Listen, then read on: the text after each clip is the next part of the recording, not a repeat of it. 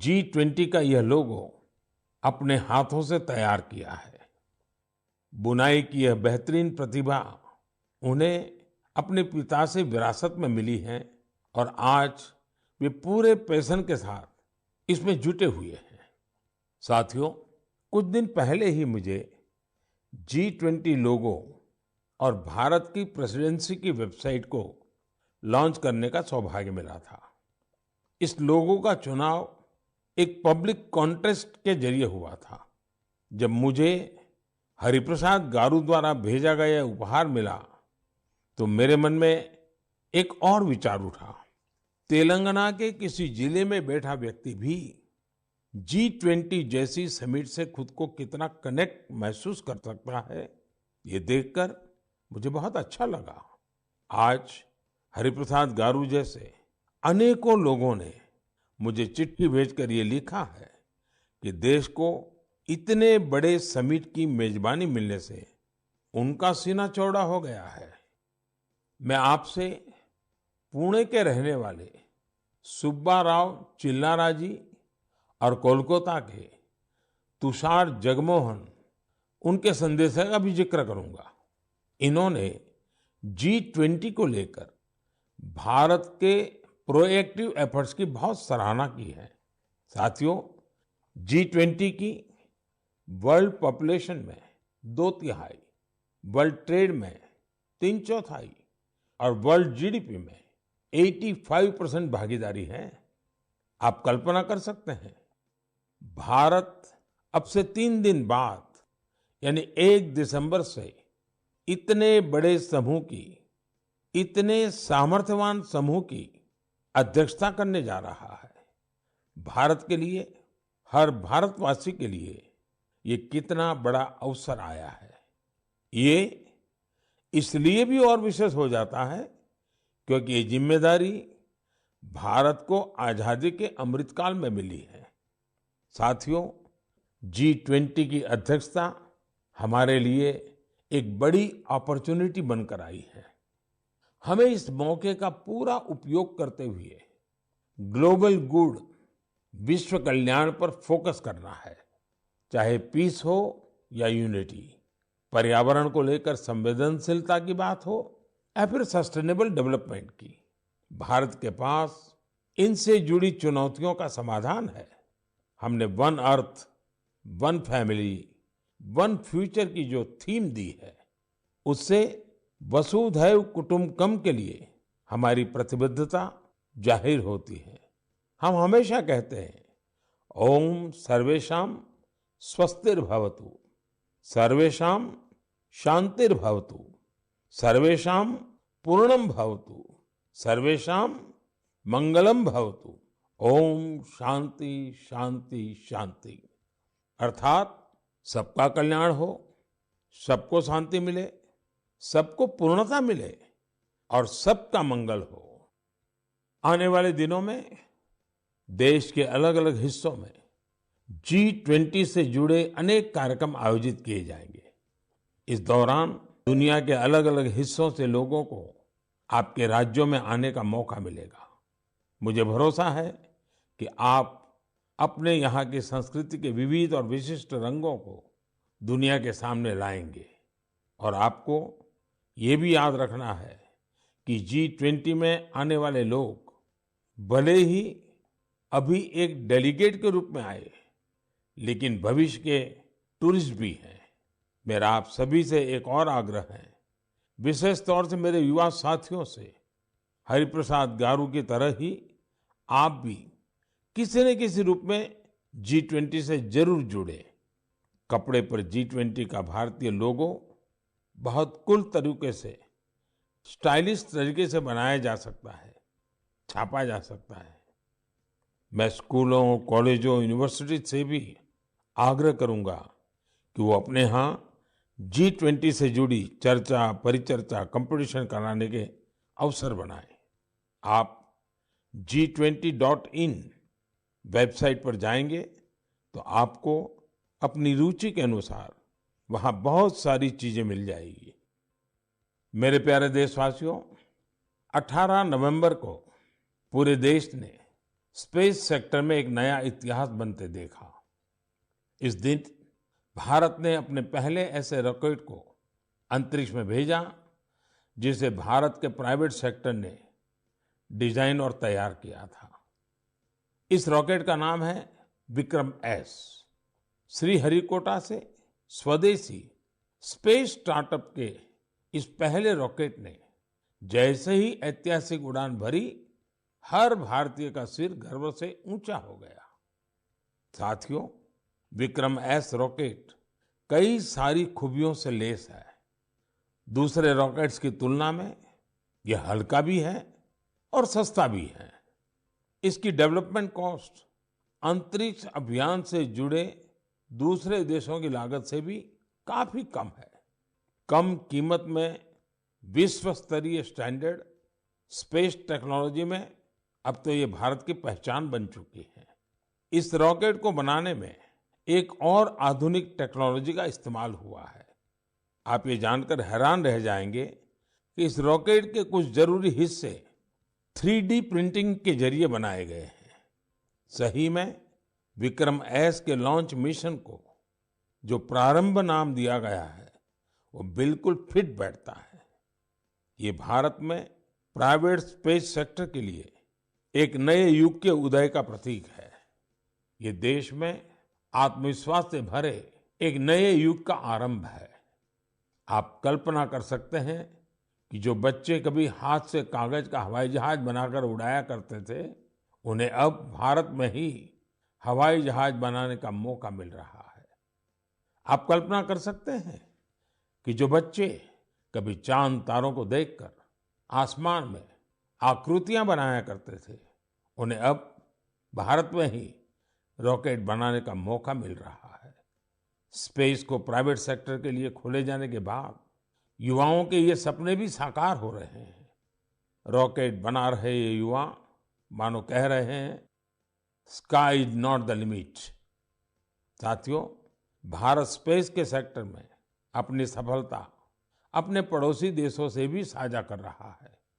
कल ही भारत ने एक सैटेलाइट लॉन्च की जिसे भारत और भूटान ने मिलकर डेवलप किया है। ये सैटेलाइट बहुत ही अच्छे रिजोल्यूशन की तस्वीरें भेजेगी, जिसे भूटान को अपने प्राकृतिक संसाधनों के प्रबंधन में मदद मिलेगी। इस सैटेलाइट की लॉन्चिंग भारत भूटान के मजबूत संबंधों का प्रतिबिंब है। साथियों, आपने गौर किया होगा, पिछले कुछ मन की बात में हमने स्पेस, टेक, इनोवेशन पर खूब बात की है। इसकी दो खास वजह हैं। एक तो यह कि हमारे युवा इस क्षेत्र में बहुत ही शानदार काम कर रहे हैं। They are thinking big and achieving big. अब वे छोटी छोटी उपलब्धियों से संतुष्ट होने वाले नहीं हैं। दूसरी यह कि इनोवेशन और वैल्यू क्रिएशन, इस रोमांचक सफर में वे अपने बाकी युवा साथियों और स्टार्टअप्स को भी एनकरेज कर रहे हैं। साथियों, जब हम टेक्नोलॉजी से जुड़े इनोवेशंस की बात कर रहे हैं, तो ड्रोन्स को कैसे भूल सकते हैं। ड्रोन के क्षेत्र में भी भारत तेजी से आगे बढ़ रहा है। कुछ दिनों पहले हमने देखा कि कैसे हिमाचल प्रदेश के किन्नौर में ड्रोन्स के जरिए सेब ट्रांसपोर्ट किए गए। किन्नौर हिमाचल का दूर सुदूर जिला है और वहां इस मौसम में भारी बर्फ रहा करती है। इतनी बर्फबारी में किन्नौर का हफ्तों तक राज्य के बाकी हिस्से से संपर्क बहुत मुश्किल हो जाता है। ऐसे में वहां से सेब का ट्रांसपोर्टेशन भी उतना ही कठिन होता है। अब ड्रोन टेक्नोलॉजी से हिमाचल के स्वादिष्ट किन्नौरी सेब लोगों तक और जल्दी पहुंचने लगेंगे। इससे हमारे किसान भाई बहनों का खर्च कम होगा, सेब समय पर मंडी पहुंच पाएगा, सेब की बर्बादी कम होगी। साथियों, आज हमारे देशवासी अपने इनोवेशन से उन चीजों को भी संभव बना रहे हैं जिसकी पहले कल्पना तक नहीं की जा सकती थी। इसे देखकर किसे खुशी नहीं होगी। हाल के वर्षों में हमारे देश ने उपलब्धियों का एक लंबा सफर तय किया है। मुझे पूरा विश्वास है कि हम भारतीय और विशेषकर हमारी युवा पीढ़ी अब रुकने वाली नहीं है। प्रिय देशवासियों, मैं आप लोगों के लिए एक छोटी सी क्लिप प्ले करने जा रहा हूं। वैष्णवजन तो तेने कहिए जे पीर पराई जान रे। वैष्णवजन तो तेने कहिए जे पीर पराई जान रे। पर दुखे उपकार करे तो ये मन अभिमान नान रे। आप सभी ने इस गीत को कभी न कभी जरूर सुना होगा। आखिर यह बापू का पसंदीदा गीत जो है, लेकिन अगर मैं ये कहूं कि इसे सुरों में पिरोने वाले गायक ग्रीस के हैं, तो आप हैरान जरूर हो जाएंगे और ये बात आपको गर्व से भी भर देगी। इस गीत को गाने वाले ग्रीस के गायक हैं कोनस्तांतिनोस कलाइजिस। उन्होंने इसे गांधी जी के 150वें जन्म जयंती समारोह के दौरान गाया था। लेकिन आज मैं उनकी चर्चा किसी और वजह से कर रहा हूं। उनके मन में इंडिया और इंडियन म्यूजिक को लेकर गजब का पैशन है। भारत से उन्हें इतना लगाव है, पिछले 42 वर्षों में वे लगभग हर वर्ष भारत आए हैं। उन्होंने भारतीय संगीत के ओरिजिन, अलग अलग इंडियन म्यूजिकल सिस्टम्स, विविध प्रकार के राग, ताल और रास के साथ ही विभिन्न घरानों के बारे में भी स्टडी की है। उन्होंने भारतीय संगीत की कई महान विभूतियों के योगदान का अध्ययन किया है। भारत के क्लासिकल डांसेस के अलग अलग पहलुओं को भी उन्होंने करीब से समझा है। भारत से जुड़े अपने इन तमाम अनुभवों को अब उन्होंने एक पुस्तक में बहुत ही खूबसूरती से पिरोया है। इंडियन म्यूजिक नाम की उनकी बुक में लगभग 760 तस्वीरें हैं। इनमें से अधिकांश तस्वीरें उन्होंने खुद ही खींची है। दूसरे देशों में भारतीय संस्कृति को लेकर ऐसा उत्साह और आकर्षण वाकई आनंद से भर देने वाला है। साथियों, कुछ सप्ताह पहले एक और खबर आई थी जो हमें गर्व से भरने वाली है। आपको जानकर अच्छा लगेगा कि बीते 8 वर्षों में भारत से म्यूजिकल इंस्ट्रूमेंट्स का एक्सपोर्ट 3.5 गुना बढ़ गया है। इलेक्ट्रिकल म्यूजिकल इंस्ट्रूमेंट्स की बात करें तो इनका एक्सपोर्ट 60 गुना बढ़ा है। इससे पता चलता है कि भारतीय संस्कृति और संगीत का क्रेज दुनिया भर में बढ़ रहा है। इंडियन म्यूजिकल इंस्ट्रूमेंट्स के सबसे बड़े खरीदार यूएसए, जर्मनी, फ्रांस, जापान और यूके जैसे विकसित देश हैं। हम सभी के लिए सौभाग्य की बात है कि हमारे देश में म्यूजिक, डांस और आर्ट की इतनी समृद्ध विरासत है। साथियों, महान मनीषी कवि भर्तृहरि को हम सब उनके द्वारा रचित नीति शतक के लिए जानते हैं।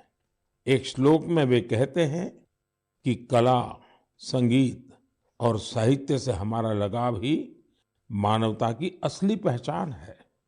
वास्तव में हमारी संस्कृति इसे ह्यूमैनिटी से भी ऊपर डिविनिटी तक ले जाती है। वेदों में सामवेद को तो हमारी विविध संगीतों का स्रोत कहा गया है। माँ सरस्वती की वीणा हो, भगवान श्री कृष्ण की बांसुरी हो या फिर भोलेनाथ का डमरू, हमारे देवी देवता भी संगीत से अलग नहीं है।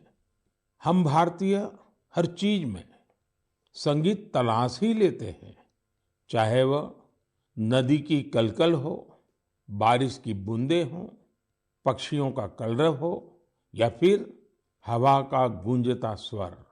हमारी सभ्यता में संगीत हर तरफ समाया हुआ है। यह संगीत न सिर्फ शरीर को सुकून देता है, बल्कि मन को भी आनंदित करता है। संगीत हमारे समाज को भी जोड़ता है। यदि भांगड़ा और लावणी में जोश और आनंद का भाव है, तो रविंद्र संगीत हमारी आत्मा को आह्लादित कर देता है। देश भर के आदिवासियों की अलग अलग तरह की संगीत परंपराएं, ये हमें आपस में मिलजुल कर और प्रकृति के साथ रहने की प्रेरणा देती है। साथियों, संगीत की हमारी विधाओं ने न केवल हमारी संस्कृति को समृद्ध किया है, बल्कि दुनिया भर के संगीत पर अपनी अमिट छाप भी छोड़ी है। भारतीय संगीत की ख्याति विश्व के कोने कोने में फैल चुकी है। मैं आप लोगों को एक और ऑडियो क्लिप सुनाता हूं।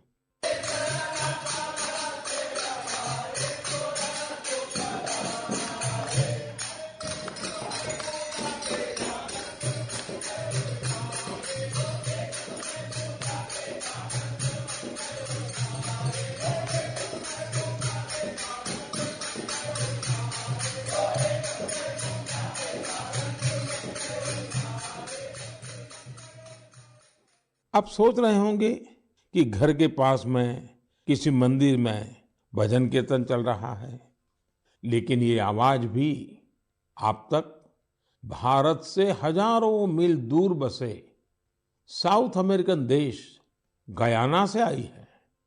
19वीं और 20वीं सदी में बड़ी संख्या में हमारे यहाँ से लोग गयाना गए थे। वे यहाँ से भारत की कई परंपराएं भी अपने साथ ले गए थे। उदाहरण के तौर पर, जैसे हम भारत में होली मनाते हैं, गयाना में भी होली का रंग सिर चढ़कर बोलता है। जहाँ होली के रंग होते हैं, वहाँ फगवा यानी फगुआ का संगीत भी होता है।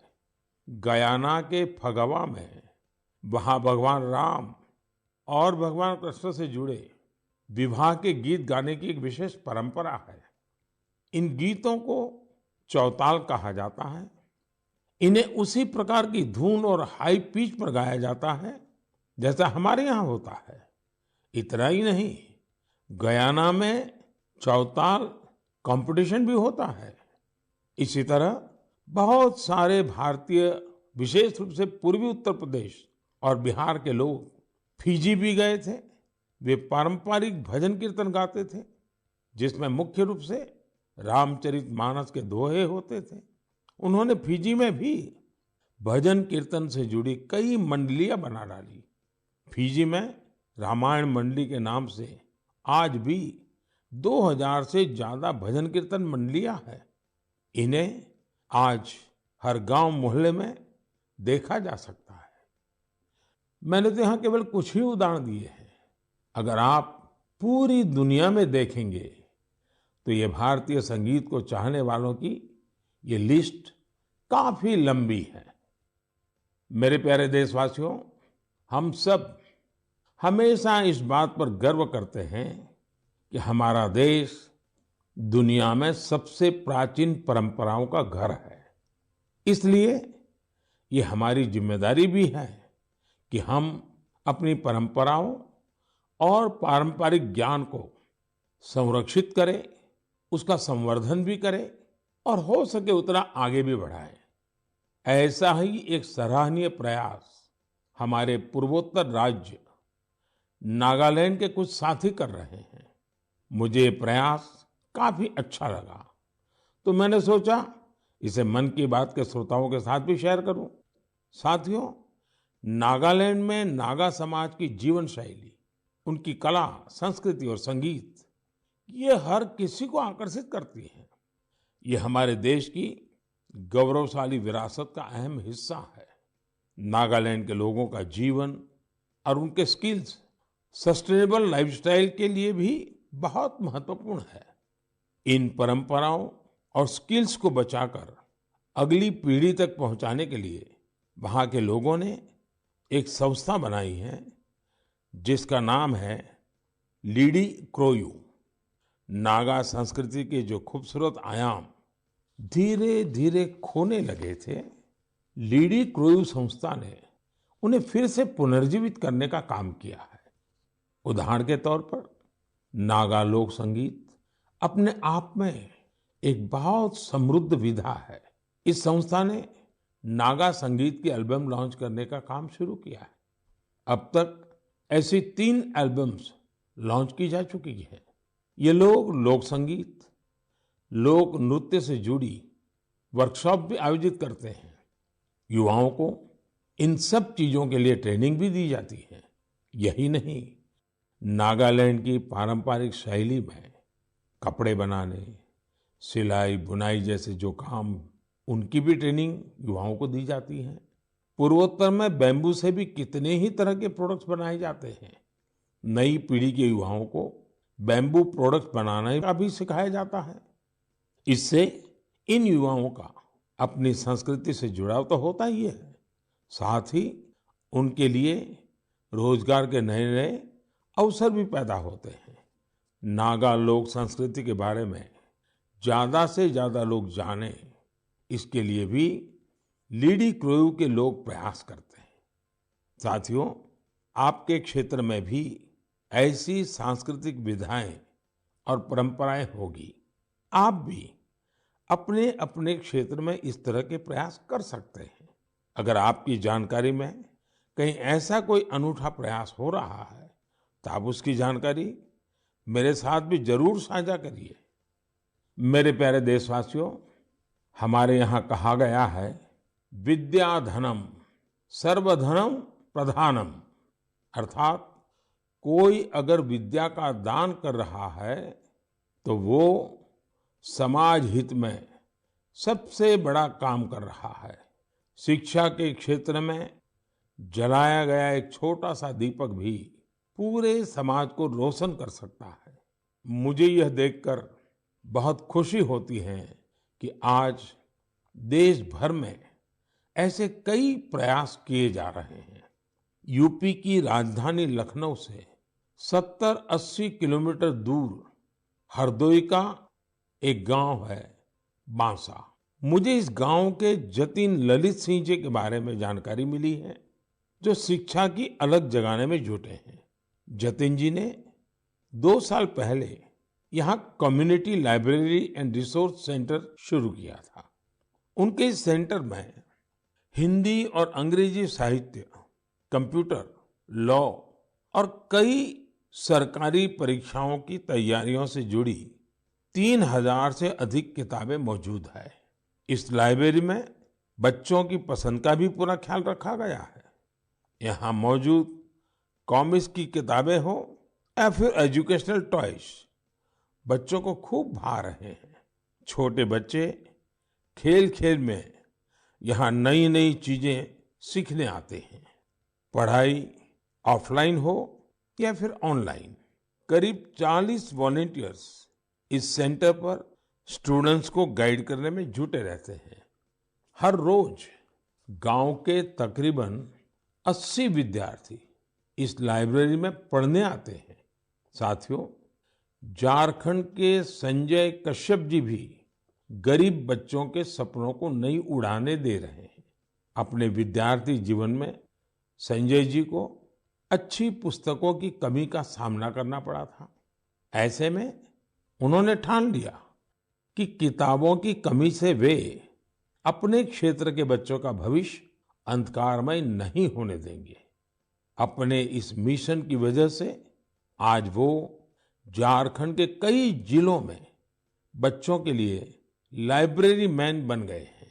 संजय जी ने जब अपनी नौकरी की शुरुआत की थी, उन्होंने पहला पुस्तकालय अपने पैतृक स्थान पर बनवाया था। नौकरी के दौरान उनका जहां भी ट्रांसफर होता था, वहां वे गरीब और आदिवासी बच्चों की पढ़ाई के लिए लाइब्रेरी खोलने के मिशन में जुट जाते हैं। ऐसा करते हुए उन्होंने झारखंड के कई जिलों में बच्चों के लिए लाइब्रेरी खोल दी है। लाइब्रेरी खोलने का उनका यह मिशन आज एक सामाजिक आंदोलन का रूप ले रहा है। संजय जी हो या जतिन जी, ऐसे अनेक प्रयासों के लिए मैं उनकी विशेष सराहना करता हूं।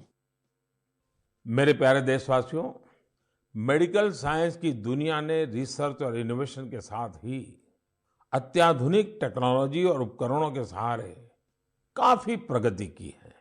लेकिन कुछ बीमारियां आज भी हमारे लिए बहुत बड़ी चुनौती बनी हुई है। ऐसी ही एक बीमारी है मस्कुलर डिस्ट्रॉफी। ये मुख्य रूप से एक ऐसी आनुवंशिक बीमारी है जो किसी भी उम्र में हो सकती है। इसमें शरीर की मांसपेशियां कमजोर होने लगती हैं। रोगी के लिए रोजमर्रा के अपने छोटे छोटे कामकाज करना भी मुश्किल हो जाता है। ऐसे मरीजों के उपचार और देखभाल के लिए बड़े सेवाभाव की जरूरत होती है। हमारे यहाँ हिमाचल प्रदेश में सोलन में एक ऐसा सेंटर है जो मस्कुलर डिस्ट्रॉफी के मरीजों के लिए उम्मीद की नई किरण बना है। इस सेंटर का नाम है मानव मंदिर। इसे Indian association of muscular dystrophy द्वारा संचालित किया जा रहा है। मानव मंदिर अपने नाम के अनुरूप ही मानव सेवा की अद्भुत मिसाल है। यहाँ मरीजों के लिए ओपीडी और एडमिशन की सेवाएं 3-4 साल पहले शुरू हुई थी। मानव मंदिर में करीब 50 मरीजों के लिए बेड्स की सुविधा भी है। फिजियोथेरेपी, इलेक्ट्रोथेरेपी और हाइड्रोथेरेपी के साथ साथ योग प्राणायाम की मदद से भी यहाँ रोग का उपचार किया जाता है। साथियों, हर तरह की हाईटेक सुविधाओं के जरिए इस केंद्र में रोगियों के जीवन में सकारात्मक बदलाव लाने का भी प्रयास होता है। मस्कुलर डिस्ट्रॉफी से जुड़ी एक चुनौती इसके बारे में जागरूकता का अभाव भी है। इसलिए यह केंद्र हिमाचल प्रदेश में नहीं, देश भर में मरीजों के लिए जागरूकता शिविर भी आयोजित करता है। सबसे ज्यादा हौसला देने वाली बात यह है कि इस संस्था का प्रबंधन मुख्य रूप से इस बीमारी से पीड़ित लोग ही कर रहे हैं। जैसे सामाजिक कार्यकर्ता Urmila Baldi ji, Indian association of muscular dystrophy की अध्यक्ष बहन संजना गोयल जी, और इस एसोसिएशन के गठन में अहम भूमिका निभाने वाले श्रीमान विपुल गोयल जी इस संस्थान के लिए बहुत अहम भूमिका निभा रहे हैं। मानव मंदिर को हॉस्पिटल और रिसर्च सेंटर के तौर पर विकसित करने की कोशिशें भी जारी हैं। इससे यहाँ मरीजों को और बेहतर इलाज मिल सकेगा। मैं इस दिशा में प्रयासरत सभी लोगों की हृदय से सराहना करता हूँ। साथ ही मस्कुलर डिस्ट्रॉफी का सामना कर रहे सभी लोगों की बेहतरी की कामना करता हूँ। मेरे प्यारे देशवासियों, आज मन की बात में हमने देशवासियों के जिन रचनात्मक और सामाजिक कार्यों की चर्चा की, वो देश की ऊर्जा और उत्साह के उदाहरण है। आज हर देशवासी किसी न किसी क्षेत्र में, हर स्तर पर देश के लिए कुछ अलग से काम करने का प्रयास कर रहा है। आज की चर्चा में ही हमने देखा G20 जैसे अंतर्राष्ट्रीय प्रयोजन में हमारे एक बुनकर साथी ने अपनी जिम्मेदारी समझी, उसे निभाने के लिए आगे आए। इसी तरह कोई पर्यावरण के लिए प्रयास कर रहा है, कोई पानी के लिए काम कर रहा है। कितने ही लोग शिक्षा, चिकित्सा और साइंस टेक्नोलॉजी से लेकर संस्कृति परंपराओं तक असाधारण काम कर रहे हैं। ऐसा इसलिए क्योंकि आज हमारा हर नागरिक अपने कर्तव्य को समझ रहा है। जब ऐसी कर्तव्य भावना किसी राष्ट्र के नागरिकों में आ जाती है तो उसका स्वर्णिम भविष्य अपने आप तय हो जाता है। और देश के ही स्वर्णिम भविष्य में हम सबका भी स्वर्णिम भविष्य है।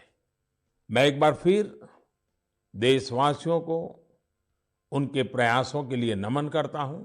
अगले महीने हम फिर मिलेंगे और ऐसे ही कई और उत्साहवर्धक विषयों पर जरूर बात करेंगे। अपने सुझाव और विचार जरूर भेजते रहिएगा। आप सभी का बहुत बहुत धन्यवाद।